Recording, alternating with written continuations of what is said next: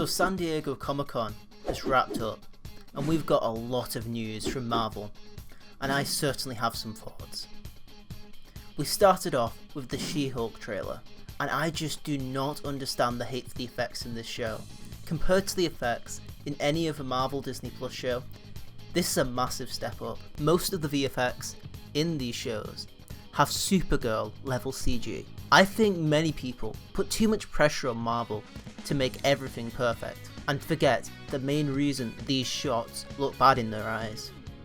It's the crunch these artists are put into. After years of Marvel treating VFX workers like nothing, and making them work continuously, movie after movie, show after show, there are finally people talking out about it.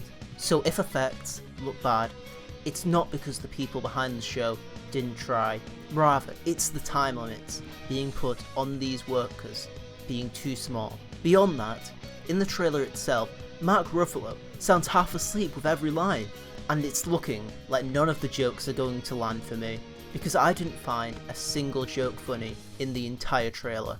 However, I'm looking forward to seeing Wong in this. They always make everything they're in better just by showing up.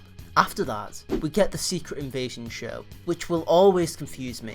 I do not understand why they could have made this a film. It seems like a way better end to Phase 4 than Black Panther 2, and would be a great setup for the final film in the Multiverse Saga, as Marvel is now calling it. We haven't got a lot of information on this for the time being, so I'm cautious about it.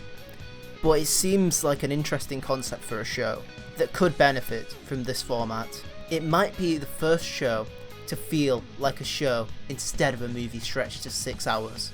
It might be cool to reveal characters to be Skrulls over the show's runtime, so we can get some theorising like what happened with WandaVision, but with some actual payoffs that aren't Ralph Boner. So after that, we get AntMan 3. Now, why this is the first introduction to Kang in a theatrical release, I couldn't tell you. Why would you introduce the big bad of the entire saga in an Ant-Man movie that people who aren't held hostage by Marvel's FOMO will skip? No one liked Ant-Man and the Wasp, but we were forced to watch it for the one interesting end credit scene. Now Marvel fans are forced to watch another, most likely generic, boring Ant-Man film just to see Kang properly for the first time. Then we are told about one of the only films I actually want to see for the film out of all of these announcements, Guardians of the Galaxy Volume 3. These movies haven't let me down yet. Not only are they good for a Marvel movie, they are simply good sci-fi movies. We just have to hope that this film can finish the trilogy in a satisfying way. After that, we get a trailer for Black Panther Wakanda Forever, a film I want to see solely to see how they manage the passing of Chadwick Boseman. The trailer for this actually looks quite good. In fact, if the film stays with a tone as we've seen in this trailer, it might be better than the first Black Panther film, which I thought was kind of forgettable. Obviously they used a Kendrick Lamar song for the trailer, because it wouldn't even be a Black Panther movie without them, but it was a surprisingly quiet cover compared to the original song.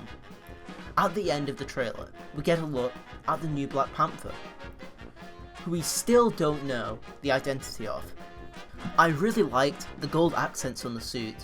It does an excellent job of showing the power and royalty that is a big part of Wakanda. I think the most likely pick for the new Black Panther is Shuri, but it could really be anyone, as we still have no idea. Now we've talked about some things I'm looking forward to, now I have to talk about something I am dreading.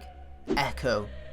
This show is everything I am worried about with the Multiverse Saga, all rolled up into one. This show, a show about a character no one cared about, from a show no one enjoyed.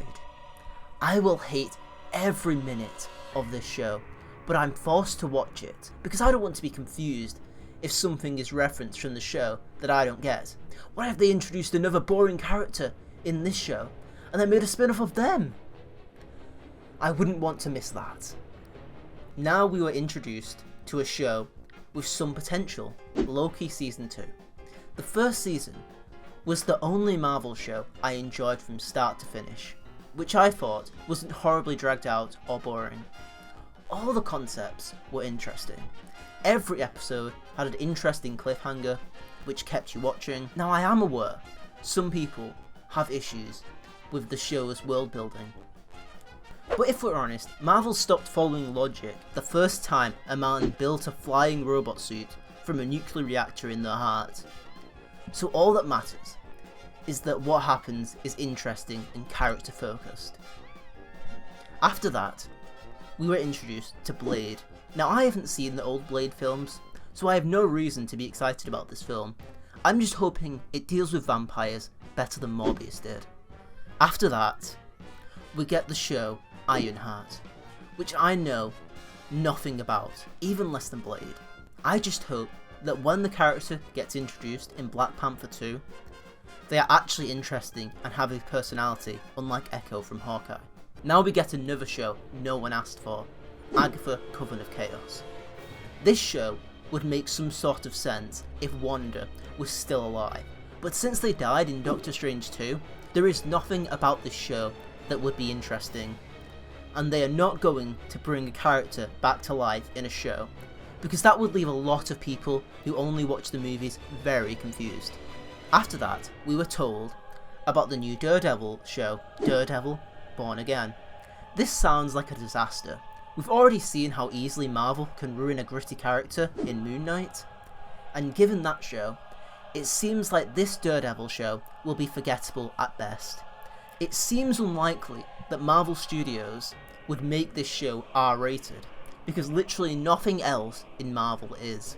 So the only thing we can hope for is that the character work is solid, which looking at the current MCU shows doesn't seem very likely.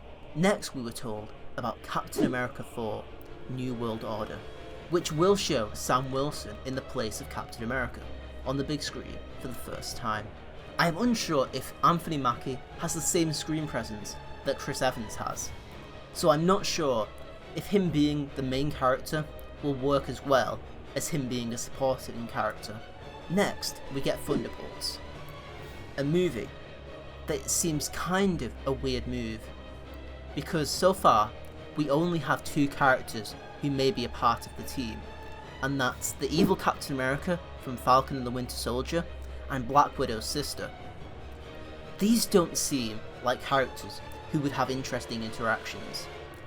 If you look back at the first Avengers film, the reason it worked so well is that these characters were clashing because they were so different. But here, all the characters are too similar for me to care about them teaming up. I'm hoping the other characters who are a part of this team are a bit more unique, so it is not all just military people with no powers. Next, we get the Fantastic Four, a film I'm worried about. Most Fantastic Four films are not the best, especially the most recent one, so it might be hard for this film to stick the landing because they have a legacy of never being translated well on screen. Now we move on to the big stuff, the Avengers films, the Kang Dynasty and Secret Wars. While these are exciting to think about, they are so far away at this point that I'm not sure if I even should be excited. I think it would have been better if we had a few more Avengers films peppered throughout the lineup, because by that point we would have had a 4-year drought of Avengers content, and during the Infinity Saga we would get one at least every phase.